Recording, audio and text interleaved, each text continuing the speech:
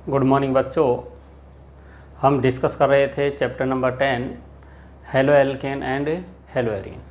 इसमें जो है हम लोगों को preparation, physical properties, chemical reaction of halo alkane and hello arene को डिस्कस करना होता है, जो हमने डिस्कस कर लिया था। इसके बाद आप लोगों को ये बताया था कि इस लेक्चर में हम पढ़ने वाले हैं पॉली हेलो कंपाउंड। क्या पढ़ने वाले हैं इसमें? अब हम poly hello compound.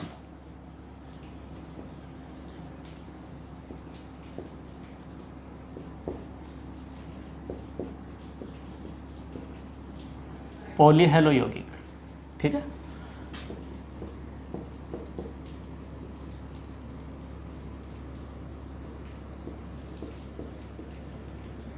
Yes, poly hello compound में हम उन यौगिकों का अध्ययन करते हैं जिनमें हैलोजन परमाणु की संख्या 2 या 2 से अधिक होती है। यानी हैलोजन परमाणु एक होता है तो मोनोहेलो यौगिक कहलाता है, और एक से ज़्यादा हो तो फिर वो पॉलीहेलो में आ जाता है। और पॉली में भी अगर 2 है तो डाईहेलो, 3 है ट्राईहेलो, 4 है टेट्राहेलो, ये बोला जाता है, ठीक है। तो इसमें हम लोग पॉलीहेलो कंपाउंड में जो पहला अपने सिलेबस में जो दिया हुआ है वो है डाइक्लोरोमीथेन, CH2Cl2। क्या बोलेंगे इसको? डाइक्लोरोमीथेन। Yes, dichloromethane. 2 क्लोरीन है, 1 कार्बन मीथेन है, IUPAC नेम हुआ डाइक्लोरोमीथेन। इसका जो कॉमन नेम है वो था इथाइलिन। देखो सॉरी, मिथाइलिन। बच्चों होता क्या है, ये मीथेन होता है, ठीक है। और इस मीथेन से एक हाइड्रोजन चला जाता है, ये होता है मिथाइल, और एक और हाइड्रोजन चली गई तो ये बन जाता है मिथाइलिन। यस, जिसकी दोनों वैलेंसी यूँ भी हो सकती है, ये मिथाइलिन बनता है। तो ये मिथाइलिन क्लोराइड हो गया।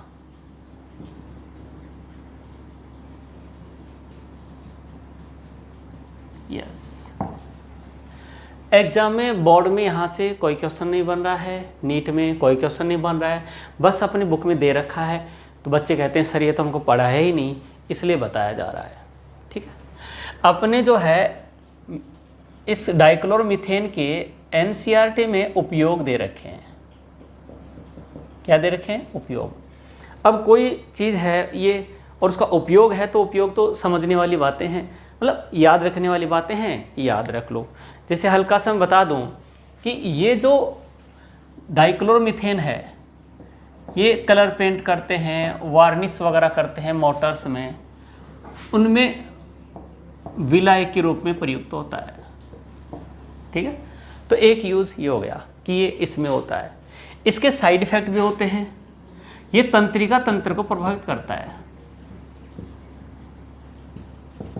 तंत्रिका तंत्र को क्या करता है? ये प्रभावित करता है। तो ये इसके क्या हो गए, एक तरीके से प्रभाव निकल कर आ गए, उपयोग वगैरह हो गए। तो यहाँ से बहुत अच्छा क्वेश्चन नहीं बनता है। तो हल्का सा अपने को एक आइडिया होना चाहिए, हाँ ये भी अपने NCERT में था जो अपन डिस्कस कर लिया है, ठीक है। इसके बाद में देखिए, ये था मोनोहेलो कंपाउंड जिसकी स्टडी अपन पहले ही कर चुके हैं। ये था डाइक्लोरो जो कि पॉली में आ रहा है, इसका भी स्टडी अपन ने देख लिया, इतना सही है। अगर यहाँ एक हाइड्रोजन और हटा के एक क्लोरीन और बना दी जाए तो ये बन जाएगा CHCl3। यस, ये भी अपने सिलेबस में है और ये थोड़ा इंपॉर्टेंट है, ये इंपॉर्टेंट है, इसका अपने को थोड़ा सा पढ़ना पड़ेगा यहाँ।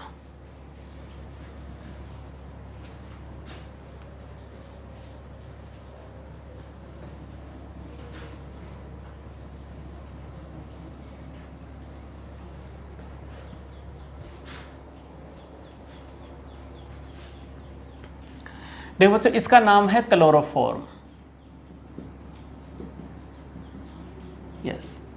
क्लोरोफॉर्म इसका सामान्य नाम है, इसका आईयूपीएसी नाम हो जाएगा ट्राई क्लोरोमीथेन।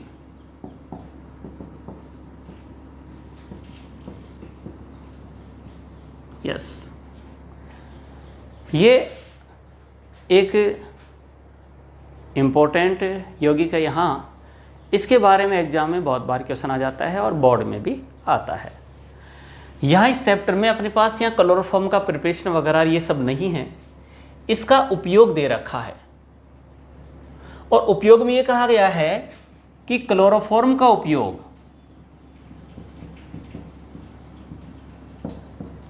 उपयोग निश्चेतक के रूप में किया जाता है। बच्चों, होता क्या था, जब पहले ऑपरेशंस वगैरह हुआ करते थे तो पेशेंट को बेहोश करना पड़ता था। जब उसको बेहोश करना होता था तो कोई ना कोई ऐसा पदार्थ लेना पड़ेगा जो बेहोश कर सके, और उसके लिए इस क्लोरोफॉर्म का उपयोग किया जाता था। ये जो क्लोरोफॉर्म है इसका उपयोग निश्चेतक के रूप में किया जाता था। वर्तमान में इसका उपयोग मैं तो ये मान के चलता हूँ नहीं किया जाता, या किया जाता होगा तो बहुत रेयर किया जाता होगा। क्यों नहीं किया जाता? क्योंकि आज जो है बहुत ही अच्छे निश्चेतक आ गए हैं जिनके साइड इफ़ेक्ट कम हैं, नुकसान कम है, तो उनका उपयोग हो रहा है। लेकिन किसी समय में इसका निश्चेतक के रूप में उपयोग हुआ करता था। किसका? क्लोरोफॉर्म का। ठीक है, तो जो क्लोरोफॉर्म है उसका उपयोग निश्चेतक के रूप में किया जाता था, लेकिन वहाँ बहुत सारी सावधानियां बरतनी पड़ती थी जब क्लोरोफॉर्म को निश्चेतक के रूप में प्रयुक्त किया जाता था। सावधानी क्या रखी जाती थी? ध्यान से सुनना। सावधानी ये रखी जाती थी कि जो क्लोरोफॉर्म की बोतल होती थी,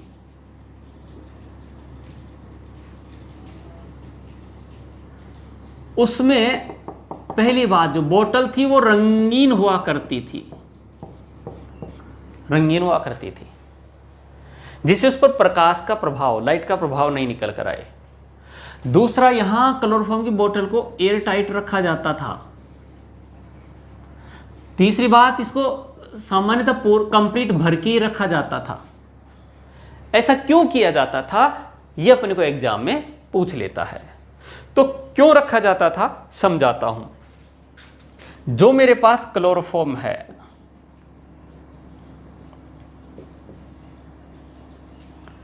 ये क्लोरोफॉर्म है,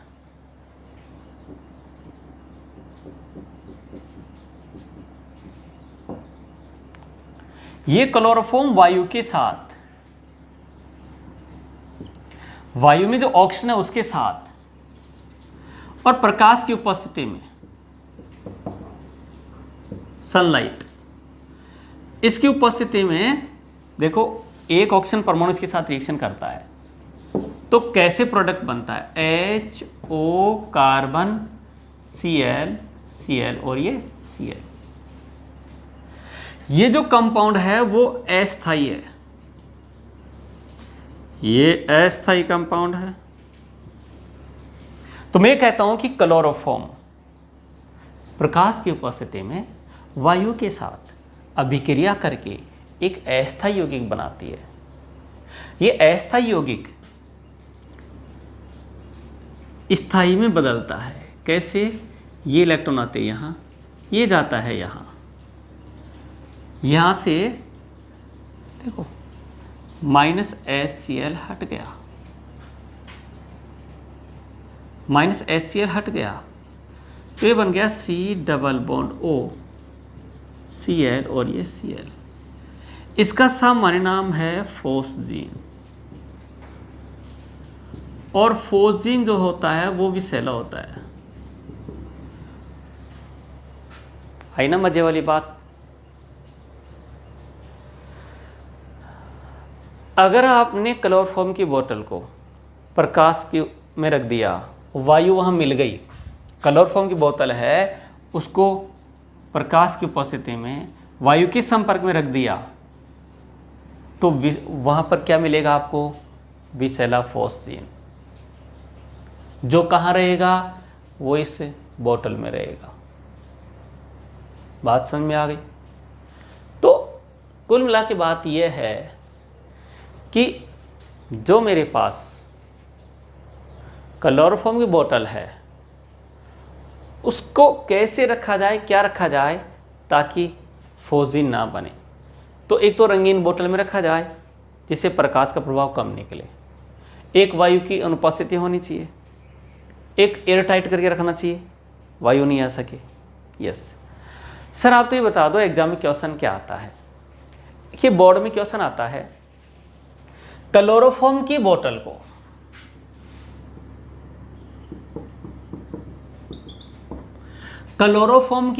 को या क्लोरोफॉर्म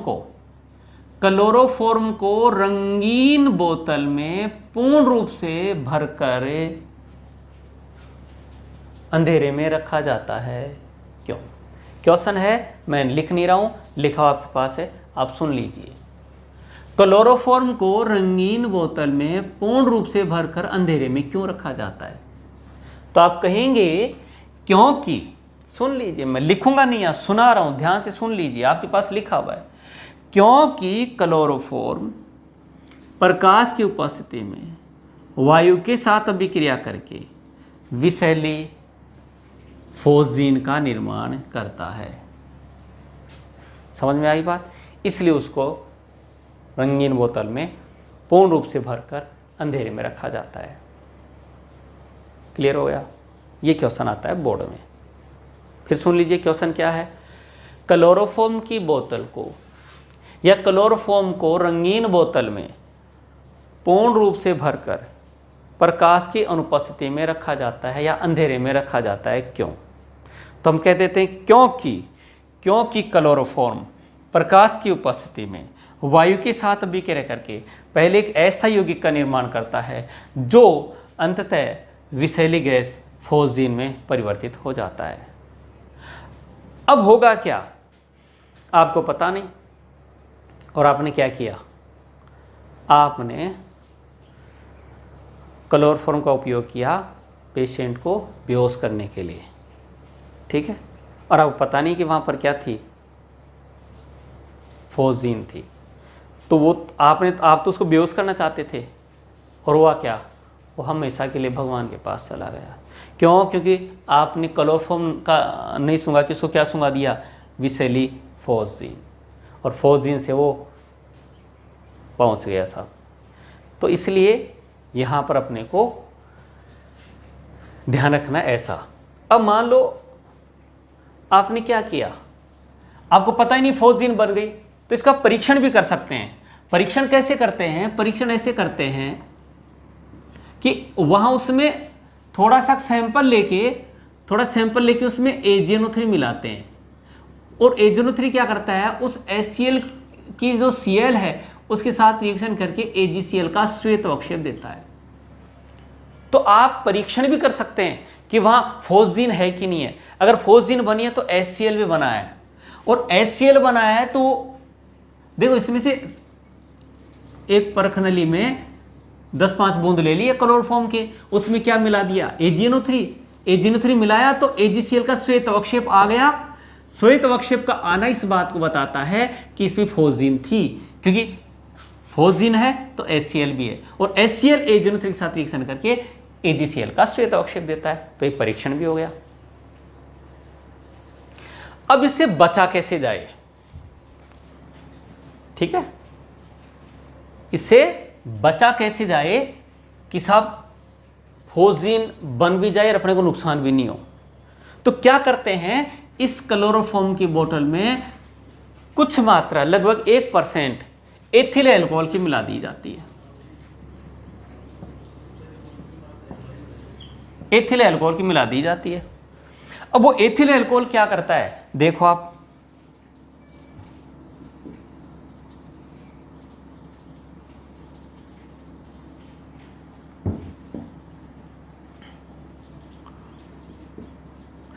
थोड़ा सीधा लिख देते हैं ताकि आपको सही समझ में आ जाए, डिजाइन के रूप में लिख देते हैं।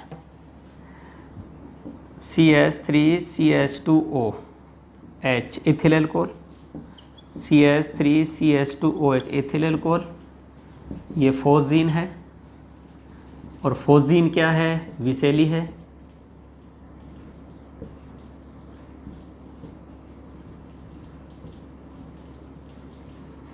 ये विसेली है। हमने क्लोरोफॉर्म की बोतल में कुछ बूंद या कुछ मात्रा एथिल अल्कोहल की मिला दी, एथिल अल्कोहल की मिला दी,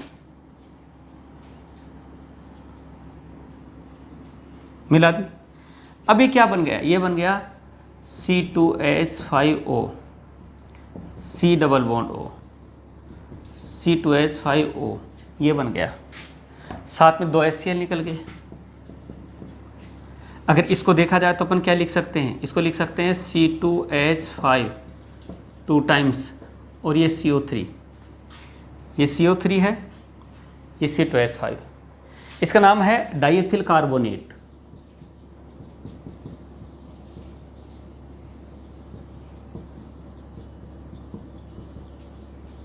डाइएथिल कार्बोनेट, ठीक है। ये डाइएथिल कार्बोनेट जो होता है वो एविसेला होता है,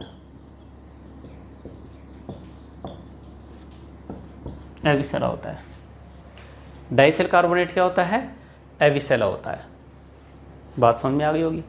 तो अगर गलती से यहाँ फोजीन बन भी गई, फोजीन बन भी गई तो वो एविसेले डाइएथिल कार्बोनेट में बदल जाएगी और पेशेंट को बेहोशी किया जाएगा, मरेगा नहीं, क्योंकि अब फोजीन जिंदा ही नहीं रही है, वो किस में कन्वर्ट हो गई? एविसेले डाइएथिल कार्बोनेट में। तो इस तरीके से क्लोरोफॉर्म जो था उसका उपयोग था और ये अपने समझ में आ गया होगा। ठीक बच्चों, ये था ट्राइक्लोरोमीथेन। अब हम यहाँ लेते हैं टेट्राक्लोरोमीथेन। क्लोरोफॉर्म में यहाँ क्वेश्चन बनता है भैया, क्वेश्चन बनता है, कंपटीशन बनता है, 12th में बनता है। 12th का बहुत अच्छा क्वेश्चन ये है बोर्ड का कि क्लोरोफॉर्म की बोतल को, क्लोरोफॉर्म को रंगीन बोतल में पूर्ण रूप से भरकर अंधेरे में क्यों रखा जाता है। ये दूसरा क्वेश्चन जो बनता है वो ये होता है कि क्लोरोफॉर्म की बोतल में कुछ मात्रा एथिल अल्कोहल की, ये एथिल अल्कोहल है,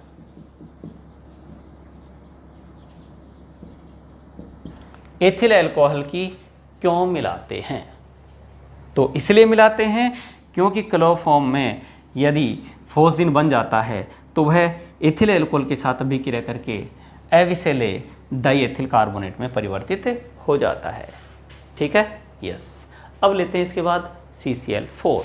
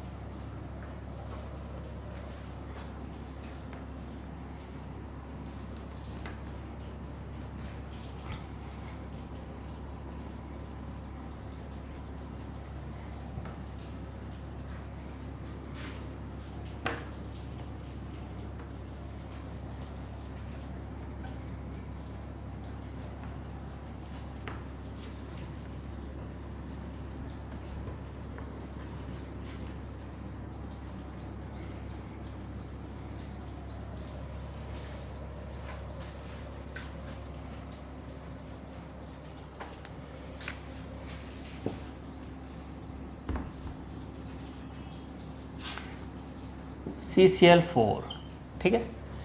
इसको टेट्राक्लोरोमीथेन भी कहते हैं। इसके जो नाम हैं वो है टेट्राक्लोरोमीथेन। यस, ये इसको कह सकते हैं आप कार्बन टेट्रा क्लोराइड। टेट्राक्लोरोमीथेन या कार्बन टेट्राक्लोराइड, या फिर इसको कहा जाता है पायरीन। यस, ठीक है। पायरीन जो इसके लिए यूज होता है वो इसलिए होता है क्योंकि इसका उपयोग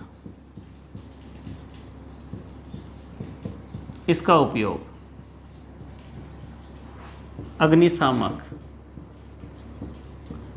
के रूप में होता है। यहाँ से बोर्ड में क्वेश्चंस ज़्यादा नहीं बनते हैं, ये अपने को ध्यान रखना है, ठीक है। हाँ, पायरो, पायरो मतलब होता है आग, ठीक है। जो पायरो शब्द होता है, इस पायरो का मतलब होता है आग, और आग को बुझाने वाला है ये, इसलिए इसका उपयोग इसलिए इसका नाम क्या पड़ गया यहाँ, पायरीन, ठीक है। अग्नि को क्या बोलते हैं, पायरो। पायरो मतलब आग को बुझाने के काम में आ रहा है, तो इसका नाम क्या पड़ गया, पायरीन पड़ गया एक तरीके से।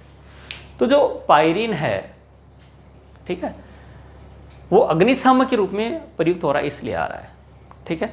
तो यहाँ अगर आपके पास आ जाए CCl4 के उपयोग, तो एक तो लिख देना ये अग्निशामक के रूप में प्रयुक्त होता है। दूसरा, इसका उपयोग प्रशीतक के रूप में,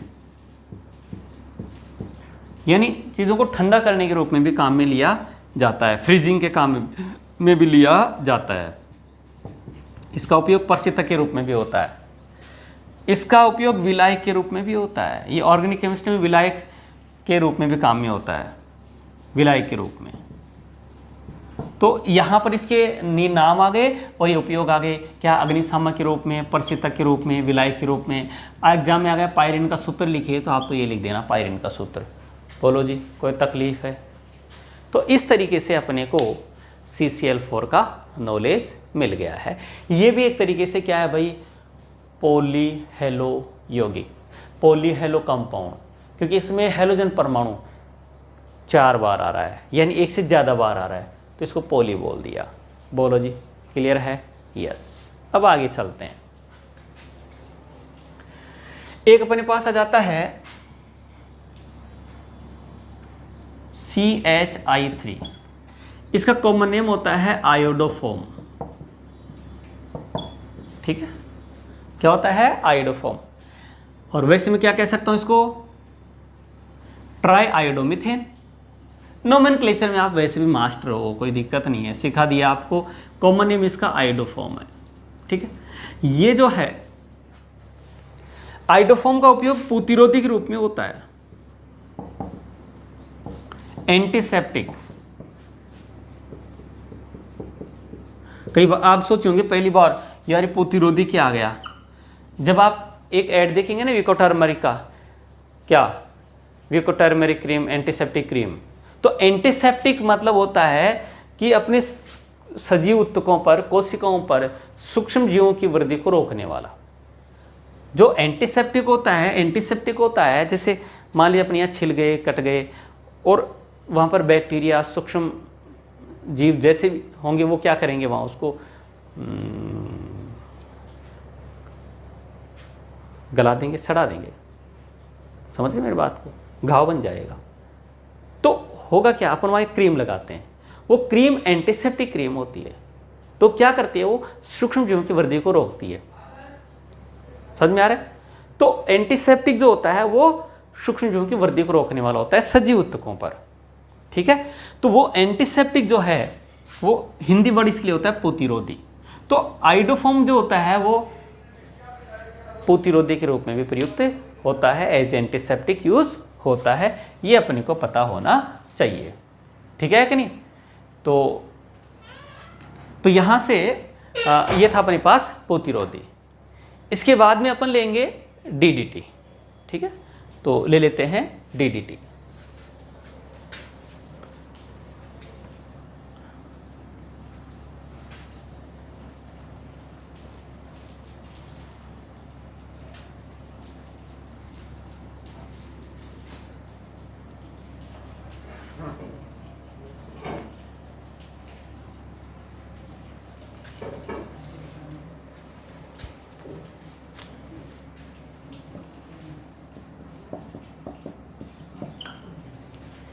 यस, DDT की बात करते हैं, ठीक है। तो अपने बोर्ड में तो सीधा ही क्वेश्चन आता है DDT के बारे में, ठीक है, कि DDT का फॉर्मूला क्या है, DDT की संरचना क्या है, ठीक है। ऐसे बोर्ड में आ जाता है। DDT का पूरा नाम लिखिए, DDT का संरचना सूत्र लिखिए।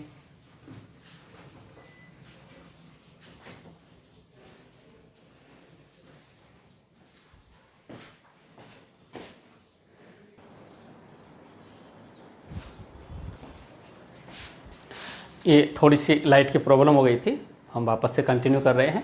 हाँ, तो बात चल रही थी डीडीटी की, ठीक है। तो जो डीडीटी है वो डीडीटी पाउडर है, ये एक इंसेक्टिसाइड है, ये कीटों को मारने वाला पाउडर है। तो अपने बोर्ड में क्वेश्चन क्या आता है, डीडीटी का पूरा नाम लिखिए, डीडीटी का रासायनिक सूत्र लिखिए, इस टाइप से आता है। पर कंपटीशन में क्वेश्चन ऐसे आ जाता है, डीडीटी का निर्माण कैसे होता है, डीडीटी का निर्माण किन यौगिकों से होता है, ठीक है। तो वो भी देख लेते हैं हम लोग यही।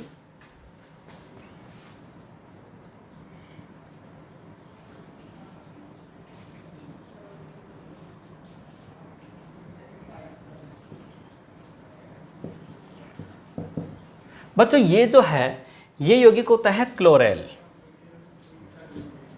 क्या होता है, क्लोरेल होता है। इसको ऐसे लिख देते हैं CCl3CHO, ये क्लोरेल होता है, ठीक है। यहां ये क्लोरोबेंजीन है और ये क्लोरोबेंजीन है। इन यौगिकों को अपन सांद्र H2SO4 के साथ में गर्म करते हैं, ठीक है। गर्म करते हैं तो क्या होता है कि यह जो हाइड्रोजन है यह है क्लोरोबेंजीन, ठीक है।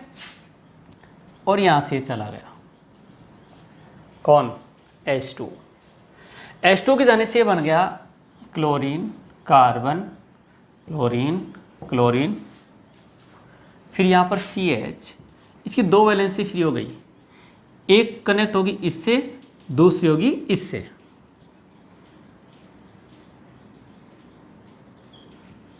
Chlorine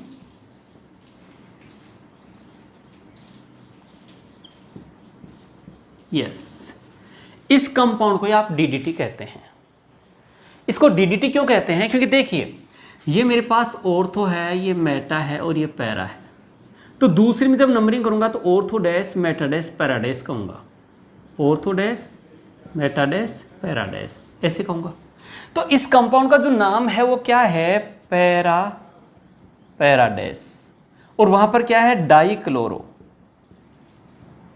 yes, para dash die chloro diphenyl,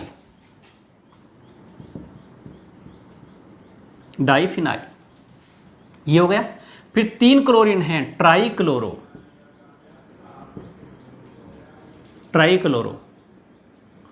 T छोटा लिखेंगे यहाँ, ये कंटिन्यू चलता है। Para dash dichloro dichloro diphenyl trichloro, और 2 कार्बन है इथेन। इधर स्पेस नहीं है, कंटिन्यू ले लिया, ठीक है। तो यहां से देखो, यहां से डी आया है, ये डी, यहां से ये डी आया है डी, और यहां से आया है टी, ये डी और ये क्या आ गया टी, तो ये बन गया DDT। बात समझ में आ गई होगी। तो यहां से जो क्वेश्चन बनते हैं वो ये है, DDT का निर्माण किन 2 यौगिकों से होता है। तो DDT का निर्माण जो है वो एक क्लोरेल प्लस क्लोरोबेंजीन से होता है, क्लोरेल प्लस क्लोरोबेंजीन से होता है। इनके IUPAC नाम नहीं है, ये इसका IUPAC नाम नहीं है क्लोरेल, ठीक है, कॉमन नेम है क्लोरेल, ठीक है। क्लोरेल प्लस क्लोरोबेंजीन से होता है, सांद्र H2SO4 की उपस्थिति में होता है। ये अपने जो बोर्ड में क्वेश्चन आएगा वो आएगा DDT का पूरा नाम। तो DDT का पूरा नाम होगा पैराडैश डाइक्लोरो डाइफिनाइल ट्राइक्लोरो इथेन। इसका सूत्र या रासायनिक सूत्र या संरचना पूछे तो आपको ये बतानी है। ये था अपने पास DDT। बच्चों इस DDT का जो उपयोग है वो कीटनाशी के रूप में होता है। किस में होता है? कीटनाशी के रूप में। और अब इसको क्या कर दिया गया है? प्रतिबंधित कर दिया। प्रतिबंधित मतलब आप इसका उपयोग अब नहीं कर सकते। क्यों नहीं कर सकते? क्योंकि होता क्या है, ये DDT वसा के द्वारा अवशोषित हो जाता है। जैसे मान लीजिए DDT है, आपने खेतों में DDT छिड़क दिया कीटों को मारने के लिए, क्योंकि DDT बहुत अच्छा इंसेक्टिसाइड है। ये छोटे मोटे इंसेक्ट को तो निपटा देता है। तो आपने क्या किया, एज ए इंसेक्टिसाइड इसका यूज़ किया। वो DDT अब वहाँ डिकम्पोज नहीं हुआ है, वो नष्ट नहीं हुआ है, वो पानी के साथ बह के छोटे तालाब में आ गया या छोटे जलाशय में आ गया, वो डीडीटी अब छोटे प्लांट्स के द्वारा एब्जॉर्ब कर लिया जाता है। कई बार आप पालक की सब्जी लेके आते हैं तो पालक में आप देखते हो पाउडर की सी बदबू आती है, वो वहाँ डीडीटी पाउडर होता है या बीएससी पाउडर होता है, उस पाउडर का यूज़ होता है, इसलिए होता है। तो ये जो डीडीटी है वो उसमें चला गया, उसको छोटे छोटे जो है वहाँ फाइटोप्लैंक्टन्स होते हैं वो एब्जॉर्ब कर लेते हैं, पादप प्लवक, उनको छोटे मोटे कीड़े मकोड़े खा लेते हैं। तो डीडीटी ट्रांसफ़र होता जा रहा, खाद्य श्रृंखला में ट्रांसफ़र होता जा रहा है। उसको छोटी फिश खा जाएगी, छोटी फिश को थोड़ी बड़ी फिश खा जाएगी, उसको बाज खा जाएगा। तो वो डीडीटी जो है उनकी वसा में आगे बढ़ता चला जाता है, वो डेस्ट्रॉय नष्ट नहीं होता, डिकम्पोज नहीं होता है। समझ में आई बात? तो खाद्य श्रृंखला में उत्तरोत्तर इसकी मात्रा बढ़ती जाती है और उस जीव के लिए हानिकारक होती चली जाती है।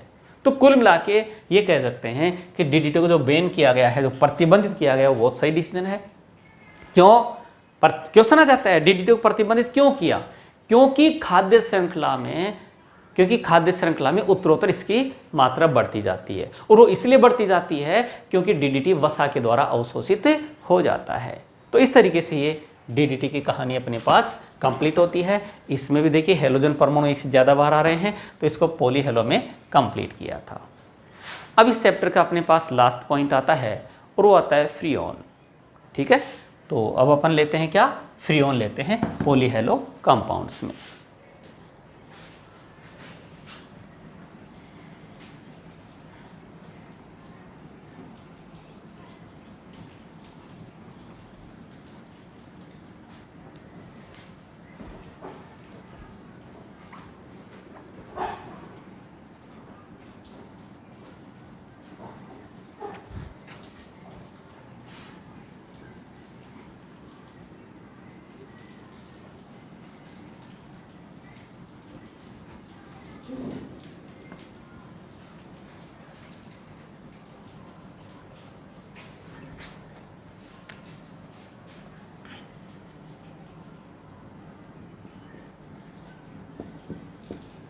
फ्रीऑन,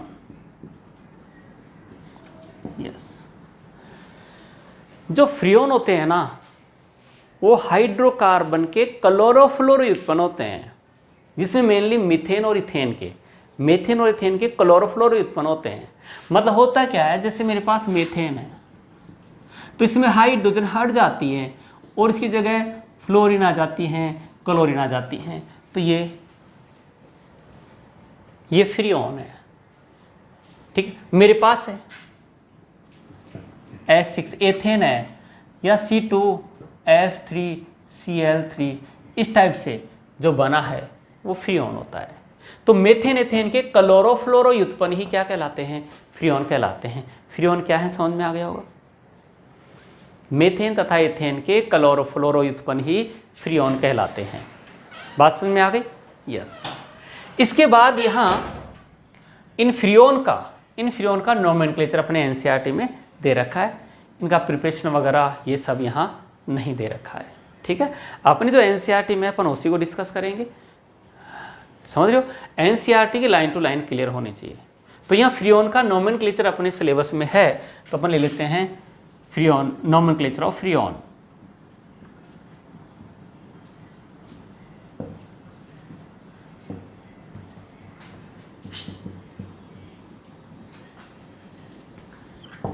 किनका नामकरण कैसे किया जाता है?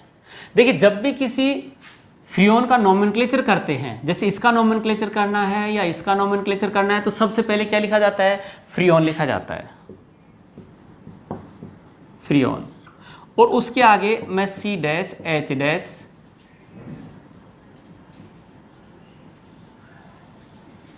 और यहां पर देखिए ये X, ठीक है कि नहीं? मतलब जितना इसमें एटम होता है उसी को लिख दिया जाता है। ठीक है, हेलोजन एटम, ठीक है, F-,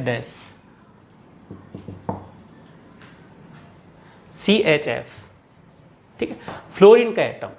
देखिए इसमें क्या होता है कि जब भी नामकरण करते हैं, C- क्या है? C- है फ्रीऑन में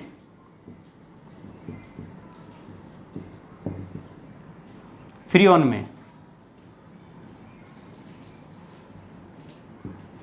कार्बन परमाणु की संख्या -1। ठीक है, जितने कार्बन है उससे एक कम लिखना है। H डैश, H डैश होता है फ्रियोन में हाइड्रोजन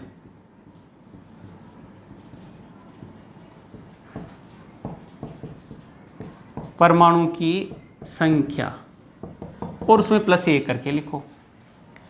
F डैश जो होता है उसकी जगह लिखो फ्रियोन में फ्लोरीन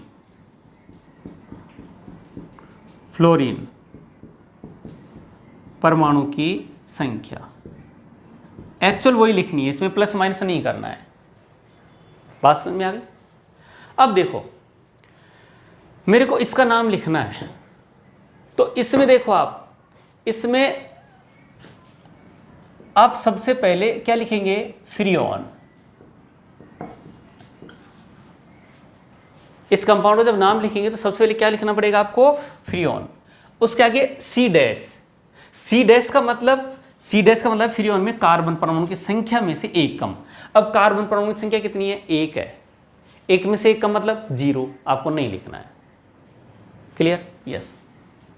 इसके बाद फ्रियोन में हाइड्रोजन परमाणु की संख्या +1। अब इसमें देखो फ्रियोन में हाइड्रोजन परमाणु की संख्या कितनी है? 0 है, नहीं है हाइड्रोजन परमाणु, तो उससे +1 करके लिखना है, मतलब 1 लिखना है। यस। फिर उसके बाद में F डैश, फ्रियोन में फ्लोरीन परमाणु की संख्या। अब देखिए फ्लोरीन कितना है? 2 है, तो आप लिख देंगे 2। तो इसका नाम क्या हो गया? फ्रियोन 1,2। ऐसे मान लीजिए अपने पास थोड़ा सा और वो भी बता दूंगा, ऐसे है ये। ठीक है, इस कंपाउंड को हम कहते हैं फ्रियोन। और इस फ्रियोन का नाम क्या है? कौन सा फ्रियोन है? यह फ्रियोन 1,2। 1,2 कैसे आया? एक बार फिर समझा देता हूं आप लोगों को। जब भी फ्रियोन का नोमेनक्लेचर करते हैं तो फ्रियोन लिख के C dash, H dash, F dash लिख देते हैं। C डैश मतलब फ्रियोन में कार्बन परमाणु की संख्या, उसमें से एक कम। H डैश फ्रियोन में हाइड्रोजन परमाणु की संख्या +1। F डैश फ्रियोन में फ्लोरीन परमाणु की संख्या एक्चुअल में जितनी है उतनी लिखनी है, प्लस माइनस कुछ नहीं करना है। इसमें देखो इसका नाम लिखना है फ्रियोन, तो क्या लिख दिया आपने? 1। क्या लिख दिया? 1। क्यों लिखा? क्योंकि कार्बन देखो पहले लिखना है फ्रियोन में कार्बन परमाणु की संख्या में से एक कम। कार्बन 1 है, 1 से एक कम 0 होता है, कुछ नहीं लिखना है। फिर लिखना है फ्रियोन में हाइड्रोजन परमाणु की संख्या +1। हाइड्रोजन परमाणु 1 भी नहीं है तो उससे +1 करके लिखना है, 1 लिख दिया। फिर जितनी फ्लोरीन है, F डैश लिखना फ्रियोन में फ्लोरीन परमाणु की संख्या। फ्लोरीन परमाणु की संख्या कितनी है? 2 है, 2 लिख दिया। इसका लिखना है, आप क्या लिखेंगे? फ्रियोन। अब फ्रियोन देखो पहले C डैश का मतलब फ्रियोन में कार्बन परमाणु की संख्या -1। कार्बन परमाणु की संख्या कितनी है? 2 है, उसमें से 1 कम किया तो कितना आया? 1। फिर फ्रियोन में हाइड्रोजन परमाणु की संख्या +1। हाइड्रोजन परमाणु 1 भी नहीं है, +1 करके लिखना है, यानी 1 लिखना है। इसके बाद में फ्रियोन में फ्लोरीन परमाणु की संख्या, फ्लोरीन कितना है? 2 है, तो 2 लिख दिया। ये हो गया। बोलो कोई प्रॉब्लम? तो इस तरीके से अपने पास ये फ्रियोन का नोमेनक्लेचर आ जाता है। इस फ्रियोन के बहुत सारे साइड इफेक्ट हैं, उपयोग है तो दुरुपयोग भी हो रहे हैं। देखिए फ्रियोन जो है वो परशीतक के रूप में प्रयुक्त होता है। परशीतक मतलब फ्रीजिंग में। जैसे आप अपना फ्रीज देखो, जितने भी एयर कंडीशनर रूम वगैरह हैं, एयर कंडीशनर कार हैं, वहाँ जो ठंडा करने का काम कर रहा है, कूलिंग का काम कर रहा है, वो फ्रियोन करता है। बात समझ में आ गई? ये तो इसका उपयोग हो गया। तो फ्रियोन का उपयोग क्या हो गया? परशीतक के रूप में। लेकिन यही फ्रियोन जब ओजोन परत तक जाता है, तो ओजोन परत का डिप्लेशन कर देता है। ओजोन परत का क्या कर देता है? वो क्षरण कर देता है, उसको पतला कर देता है। उसमें इसका महत्वपूर्ण योगदान होता है। तो जो फ्रियोन है वो ओजोन डिप्लेशन में महत्वपूर्ण योगदान निभाते हैं, जो हमारे लिए बहुत ही नुकसानदायक है। ओजोन परत का होना हमारे लिए बहुत ज़रूरी है। ठीक है बच्चों, तो इस तरीके से ये अपने पास chapter number 10 according to NCERT finish होता है। मैं उम्मीद करता हूँ आपकी समझ में आया होगा, और अब ये भी उम्मीद करता हूँ कि आप इस चैप्टर के लाइन टू लाइन क्लियर कर लेंगे, NCERT के हर एक रिएक्शन क्लियर कर लेंगे, जहाँ डाउट आए वहाँ डिस्कस कर लेंगे, पूछ लेंगे। साथ में जो NCERT में क्वेश्चंस दे रखे हैं वो क्वेश्चन भी आपको करने हैं। एक एक क्वेश्चन को करना है, जो भी क्वेश्चन प्रॉब्लम दे वो आपको मेरे से पूछना है। ठीक है कि नहीं? आप कैसे पूछेंगे? तो आपके पास नंबर होंगे, ठीक है कि नहीं, उस पर पूछेंगे। व्हाट्सअप नंबर होंगे, उन पर व्हाट्सअप कर देंगे। व्हाट्सअप नंबर हैं 9829911449। डाउट और अपनी क्लास को मेंशन करके भेज दीजिए। सर ये क्वेश्चन डाउट कर रहा है, NCERT में यहाँ पर मेरे समझ में नहीं आ रहा है, आपको समझा दिया जाएगा। ठीक है बच्चों, तो अब अपन आगे नेक्स्ट चैप्टर 11 के साथ मिलेंगे। चैप्टर नंबर 10 को यहीं फिनिश करते हैं। Thank you.